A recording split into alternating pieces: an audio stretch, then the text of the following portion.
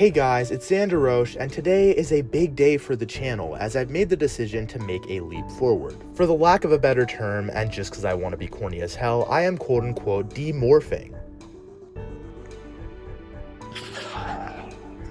Hey guys, how's it going? Now, I know this probably feels super random that I'm just showing myself all of a sudden, but to be completely honest, I've been wanting to do this for years. It's just back when I was a teenager, I believed a lot of bullcrap about security and probably thought that if I were to reveal any part of my identity, that I'd be killed by the tokusatsu YouTuber assassin, because we all know that exists, right guys? Needless to say, I'm not scared like I was anymore, but also, if you didn't know, I started up a new YouTube channel called Xander Explains, which is a political focused channel. And in the realm of politics, if you don't show yourself, you are not really going to garner a big audience, because the feeling of anonymity, however the hell you say that, is just not a good look, right? So I have been told by all of my family and friends that I gotta do a reveal.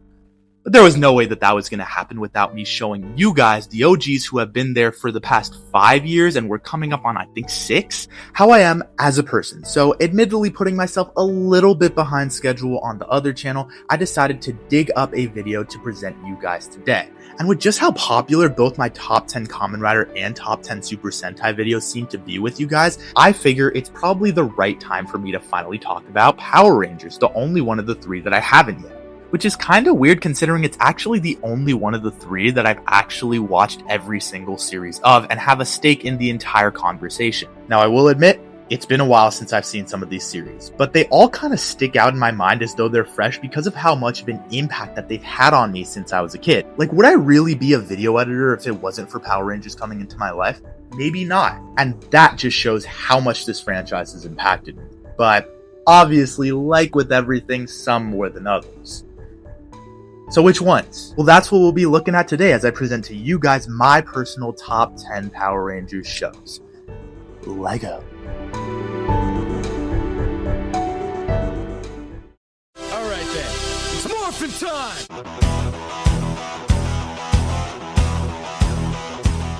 Look, if you've been a longtime subscriber of this channel or follower of my Twitter and you're calling BS on me having MMPR on this list at all, I don't blame you. You guys have heard me talk non-stop about the fact that I think that modern Power Rangers is trying to copy an inferior product in MMPR.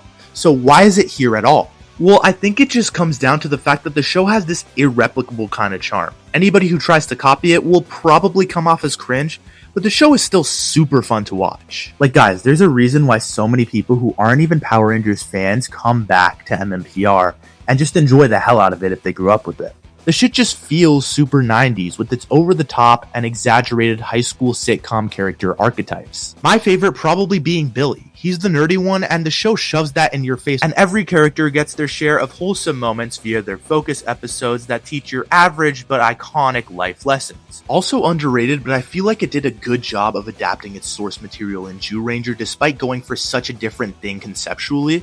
Namely with its monsters of the week. In Zyuranger, they were basically supposed to be nightmare fuel of and for kids, and I feel like that vibe translated over actually pretty decently well in MMPR. For instance, I feel like Pine Octopus was so much creepier of a thing in MMPR than it was in Zyuranger. Maybe my favorite thing about this series is the badass action, particularly because of how much of it is unsuited. These scenes as a kid genuinely made me go into the backyard and just start fighting the air. I mean, I know I said that Billy was my favorite character, but damn, Zack's actor is just such a good martial artist. He looks so cool. And speaking of these scenes, in stark contrast to the rest of the franchise, they actually had insert songs that went over them. Like, we always talk about how insert themes in Super Sentai is one of the biggest advantages that has over Power Rangers.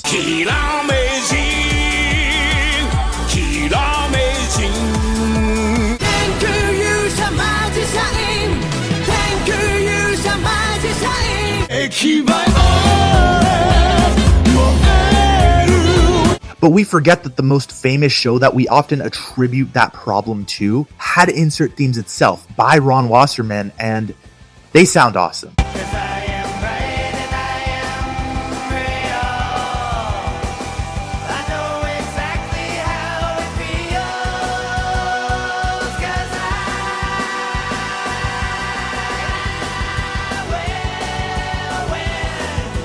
Another thing is that while MMPR is very episodic, when it did have an arc, it laid the foundation for how story progression should be in later series. Green with Evil and the Mutiny might be overrated to some people, but I just feel like they're super timeless and iconic because of the sense of panic and grandiosity that they capture. Like for Green with Evil, in a formulaic show where you kind of get used to the same threat level consistently every episode, all of a sudden just seeing this new evil ranger do all of these things that we never even questioned, like hijacking the command center, hijacking the Megazord, getting personal intel on the lives of the rangers whom he goes to school with. It just makes you say, oh shit, and MMPR is special for that. At the end of the day, Mighty Morphin Power Rangers is not the pinnacle of the franchise, and I do wish that Hasbro would just move on from it.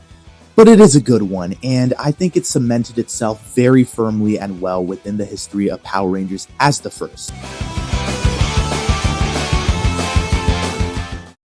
Unleash the power!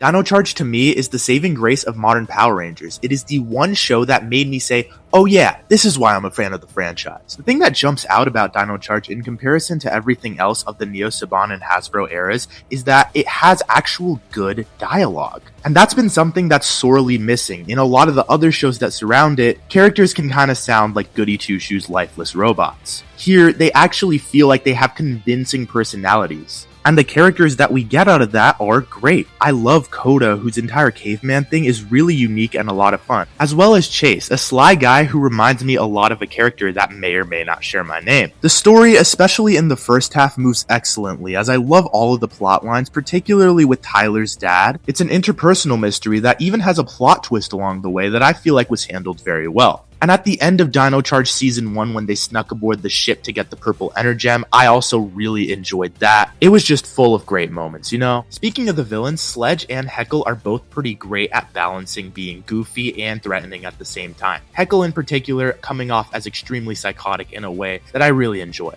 And the show is also campy in actually a really good way. It has way more cheesy funny moments than cringe moments. Like, if I look back on things like Sir Ivan assembling this ranger team of just crossing guards and shit, like that was genuinely funny. A lot of people talk about Supercharge as though it's this big downgrade from Season 1. Personally, I don't really agree because it does still have some of my favorite moments from the series, but I will admit, the ending does actually kind of bring Dino Charge a little bit back because I really do like the show.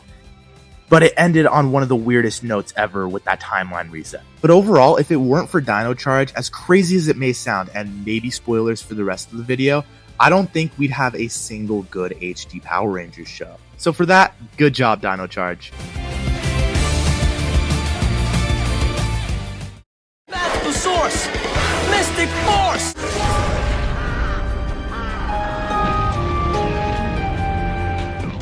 Now, contrary to popular belief that seemed to spring about with my Rise and Fall of Power Rangers video, I actually really like Mystic Force. I was just pointing out that a lot of people don't, and to be completely fair, I understand why. When you look at Mystic Force in comparison to its Sentai counterpart in Magi Ranger, it did try to play a similar book, but stripped a lot of things away. Magi Ranger gets revered for its main cast being siblings and having more fleshed out relationships with one another than arguably the rest of Super Sentai. In Mystic Force, not only are they not siblings despite being a relatively faithful adaptation, before the characters get little to no development and Nick is just a straight up emotional douchebag. Though of course, you gotta love Xander. So what it takes away evidently makes the show very flawed. It's what it adds that I think makes it worth the watch. This show was written with a lot of mythology that I think manifests itself in very neat ways. Its comedic relief side characters like Claire or Phineas actually have a decent amount going for them because of it. It also sets up a pretty good replacement storyline to the Magi Mother arc with Nick and his eventual parents being revealed. But the greatest thing that came out of Mystic Force and the mythology that it brings is probably the Dark Wish 3-parter. That genuinely is pretty up there as one of my favorite episode arcs in the entire franchise, and I revisit it a lot. Just the entire premise of a world without Power Rangers and the apocalypticism that brings is pretty brilliant.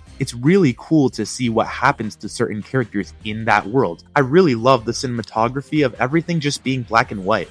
And even better was the Rangers going into the Tribune and getting their request for the Dark Wish to be reverse denied for virtually no reason. It brought a sense of hopelessness like no other, and when you see the Rangers still fighting in spite of not having their powers and just accepting that, it honestly demonstrates the whole theme of courage that it technically does not have but its counterpart in Sentai did. Mystic Force is just full of awesome things like that in my opinion make up for any bad that you could possibly notice, and in my opinion make it a great series.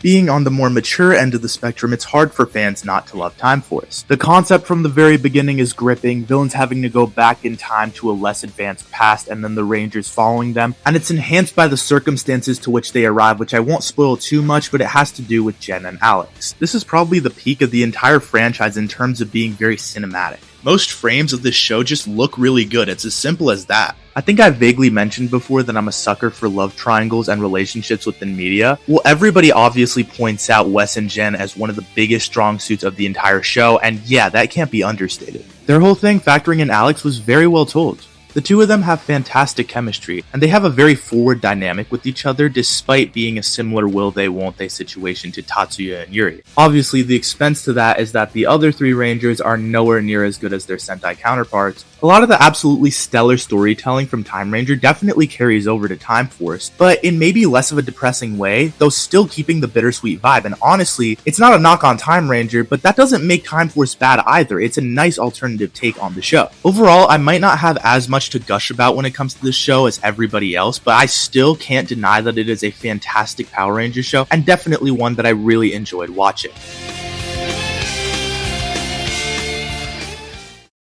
Go! Galactic!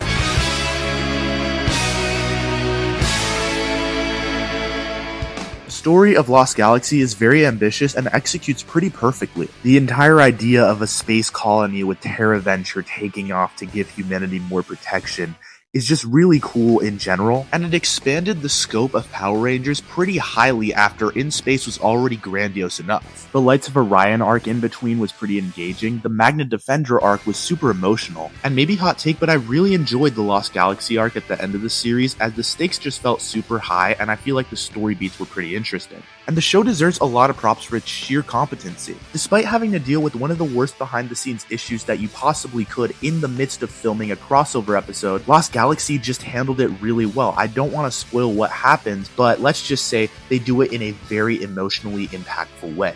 Another thing I like about Lost Galaxy is how charismatic its characters were. Like from the very beginning of the show, you believe in Leo's bravery. You believe in Kendrix's thoughtfulness. You believe in Kai's strict will. Lost Galaxy feels like the epic adventure that it's trying to be.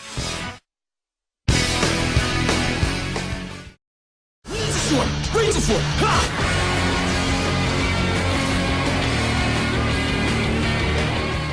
As the first season of the Disney era, Ninja Storm lays a solid foundation for all of the shows to follow. It introduces a lot of early 2000s extreme and parkour vibes to Power Rangers and definitely goes all out on it. I, especially as a kid, loved watching all of the characters doing extreme sports unsuited. And the humor isn't the usual cheesy charm, it's one of the only shows that actively tries to be funny and goes all out on it. The characters in the show joke with and about each other all the time, and with those two things combined, there's a general vibe that you actually want to hang out with the cast as friends. They really seem like straight chillers. The main three don't really have huge arcs, but they're super memorable because they're characterized in individual episodes so well. Like a couple that jump out to me include the one where Dustin puts his trust in Mara of all people and gets betrayed, but still by the end of the episode chooses to continue trusting people for the most part, with the conclusion done in kind of a dumb way, but one that was cute and real.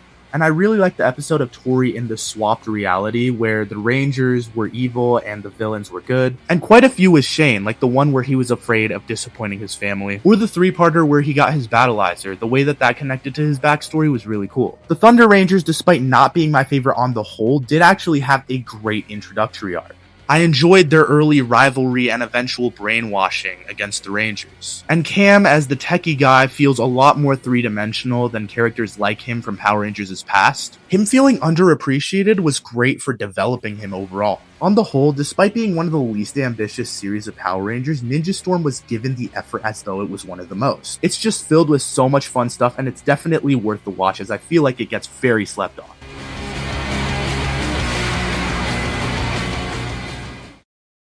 Dino Thunder! Power up! Ha!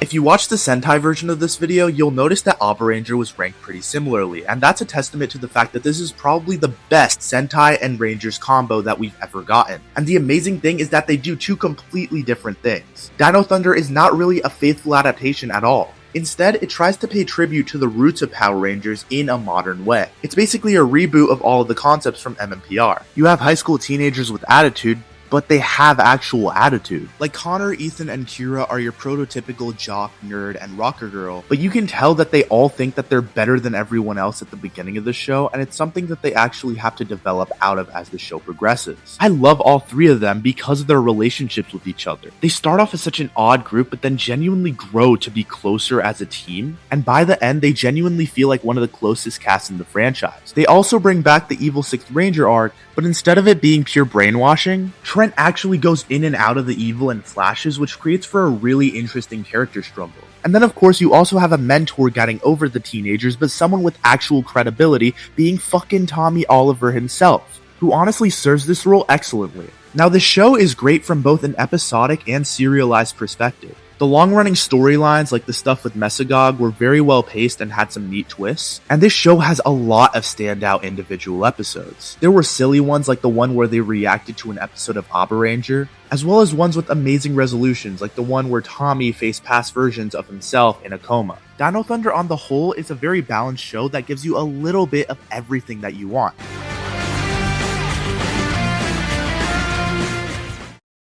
RPM! Get in gear!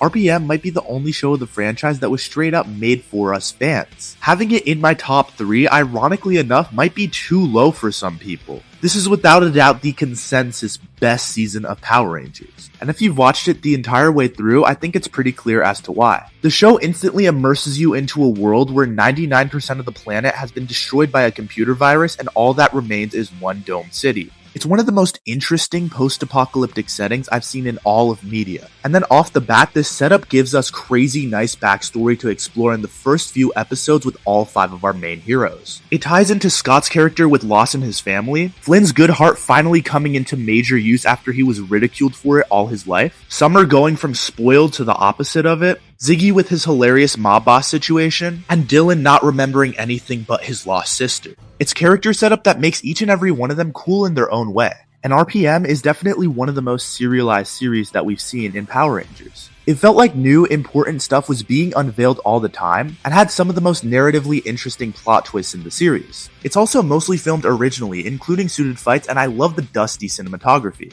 If this show was the end of Power Rangers like it was supposed to be, we would have gone off with such a strong bang. But instead, we got that piece of shit series in Cosmic Fury. Yikes.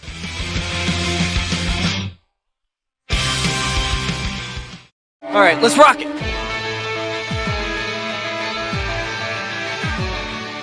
I think I've watched Power Rangers in space more than any other season since I was a kid. The engaging storylines that it tells just kept me coming back. Zane's introductory episodes painted him out as a very interesting guy to say the least. Astronema's arc with its plot twist was really good storytelling, and there were times where I just watched the Psycho Rangers arc alone because of how much I love that shit. The tension and danger with them just feels so high and it took forever to actually beat them. The villains in this show are great. I love the concept of Dark Spectre as this unifier of evil, and other villains like Ecliptor and Darkandra were awesome as well. Andros is just one badass dude and a great protagonist in terms of motivation, and the Rangers from Turbo actually improve a lot in terms of personality. But most importantly, as a wrap up to the completely continuous era of Power Rangers, this show really did an amazing thing. So many great epilogues here, like Justin, the Phantom Ranger, and Adam. And I know it's been talked about to death, but Countdown to Destruction is such a grandiose and hopeful ending that does a great job of tying up all of the possible loose ends within this continuity. In Space is just a special series, man, and even talking about it right now is making me want to go and rewatch it again.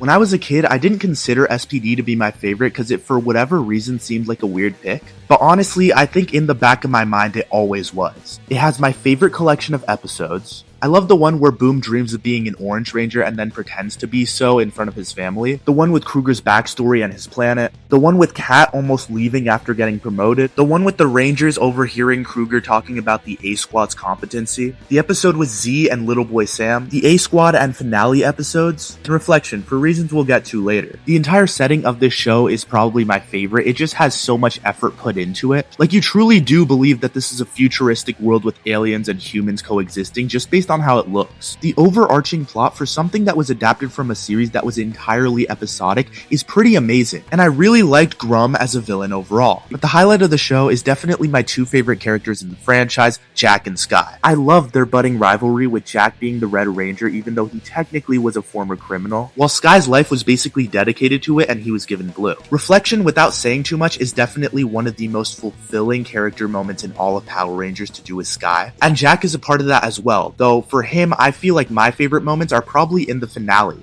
And I love the way that at a few points in the show, he's able to stand up to Doggy Kruger despite the intimidation. SPD overall just represents everything that I love about Power Rangers from a character, narrative, and setting perspective. And I'd go as far as to say that it's a contender for the most special childhood show to me. But that's my list. What are your guys' top 10 Power Ranger shows? Be sure to leave that in the comments below. And I know that the title of this video was a little bit clickbaity by saying ranking Power Rangers seasons instead of top 10 Power Rangers seasons, but I genuinely am down to pull a Disney brain and do a reverse ranking of 11 to whatever the last Power Rangers show would be. Let me know if you guys want that in the comments as well. And with all of that being said, I'll see you guys in the next one.